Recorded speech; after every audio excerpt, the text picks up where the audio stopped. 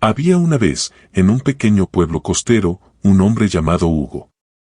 Su sonrisa encantadora y su habilidad para conseguir siempre lo que deseaba lo habían convertido en una figura conocida y, en cierto modo, temida. Desde muy joven, Hugo había comprendido que el mundo podía ser moldeado a su favor si usaba las herramientas adecuadas, la astucia, el engaño y, sobre todo, la falta de escrúpulos. Al principio, sus engaños eran pequeños, casi inofensivos, pero con el tiempo, se volvió experto en manipular a las personas a su alrededor, usando y descartando a quienes le rodeaban como piezas en un tablero. A sus 20 años, Hugo tenía un amigo de la infancia llamado Tomás. Tomás era un hombre de gran corazón y generosidad, siempre dispuesto a ayudar a quienes lo necesitaban. Había trabajado arduamente durante años, ahorrando centavo tras centavo con la esperanza de comprar una pequeña casa para su familia y establecer un negocio propio. Cuando Hugo se enteró de esto, vio una oportunidad que no estaba dispuesto a dejar pasar. Se acercó a Tomás con una sonrisa amigable y le propuso una inversión lucrativa y aparentemente segura. Le prometió que, si le prestaba todos sus ahorros, ambos podrían enriquecerse en poco tiempo. Tomás, confiando en la amistad que los unía desde la infancia, aceptó sin dudarlo. Sin embargo, Hugo tenía otros planes. En lugar de invertir el dinero, lo usó para sus propios lujos y caprichos. Cuando Tomás le pidió explicaciones, Hugo se limitó a darle la espalda, argumentando que la inversión había fracasado y que no había nada que pudiera hacer. De este modo, dejó a su amigo en la ruina y se convenció de que el karma era solo un invento de aquellos que no podían hacerse cargo de su propio destino. Se marchó sin remordimientos, sintiendo por primera vez el placer de ver cómo sus acciones podían destruir la vida de alguien más mientras él prosperaba. Con los años, Hugo construyó un pequeño imperio en el negocio de la pesca. Su habilidad para manipular a los demás lo llevó a expandir su flota y establecer contactos con hombres de negocios y políticos, quienes admiraban su astucia y, en muchos casos, temían su crueldad. Se mudó a una casa en la cima de una colina desde la que podía ver el mar, sintiéndose invencible. Para él, el éxito era una prueba de que sus métodos eran correctos, y que aquellos que se quejaban de sus prácticas simplemente no entendían cómo funcionaba el mundo real. Pero el tiempo, como el mar que rugía bajo su colina, tenía planes para Hugo. Lo que él no sabía era que, en su búsqueda por el poder y la riqueza, había sembrado una serie de acciones cuyas consecuencias se estaban acumulando en silencio, como una ola que crece en el horizonte, esperando el momento adecuado para estrellarse contra la orilla. A sus 40 años, Hugo contrató a un joven llamado Andrés para trabajar en su flota. Andrés era fuerte y callado, y trabajaba con una intensidad inusual.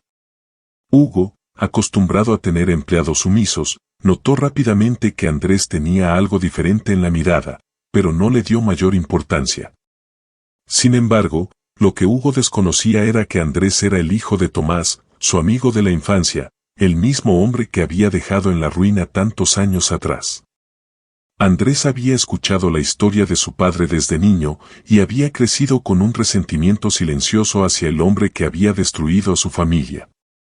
Cuando tuvo la oportunidad de trabajar para él, aceptó sin dudarlo, con la intención de vengarse de una forma que Hugo nunca vería venir. Poco a poco, Andrés comenzó a sabotear el negocio desde dentro. Hacía pequeñas modificaciones en los motores de los barcos, alteraba los registros de suministros y, en ocasiones, se aseguraba de que el equipo necesario desapareciera en el último momento. Hugo, que estaba acostumbrado a un funcionamiento impecable en su empresa, empezó a notar estos problemas y a sospechar que alguien estaba intentando sabotearlo. Al principio, lo atribuyó a la incompetencia de sus empleados, pero pronto se dio cuenta de que alguien estaba jugando con él. Comenzó a volverse paranoico, observando cada movimiento de sus trabajadores, buscando señales de traición en cada gesto y palabra. Andrés, mientras tanto, disfrutaba viendo cómo Hugo se consumía en su propia paranoia. A veces, dejaba caer comentarios sutiles sobre la familia que Hugo había arruinado, comentarios que hacían que el hombre recordara, aunque vagamente, el rostro de Tomás y los gritos de desesperación que le había ignorado años atrás. A medida que los problemas en su flota se acumulaban, Hugo comenzó a cuestionarse si su pasado realmente había quedado enterrado o si, de alguna manera, había vuelto para atormentarlo. Un día, Hugo decidió acompañar a su tripulación en una expedición larga. Quería demostrar que todavía tenía el control y que podía lidiar con cualquier problema que surgiera. Mientras el barco se adentraba en el mar, una tormenta feroz se desató de repente. Las olas eran enormes, el viento soplaba con una fuerza descomunal y el barco comenzó a tambalearse peligrosamente. Hugo, quien siempre había confiado en su fuerza y control sobre las situaciones, se encontró aferrado al mástil, aterrado por el poder del mar. Fue en medio de la tormenta cuando Andrés se le acercó. Con una voz fría y calculada, le dijo quién era, revelándole su identidad y explicándole el propósito de su presencia. Hugo, atónito, trató de disculparse, pero Andrés lo interrumpió, diciéndole que las disculpas no servirían de nada. Con una última mirada de odio, saltó al mar, dejándolo solo en medio de la tempestad.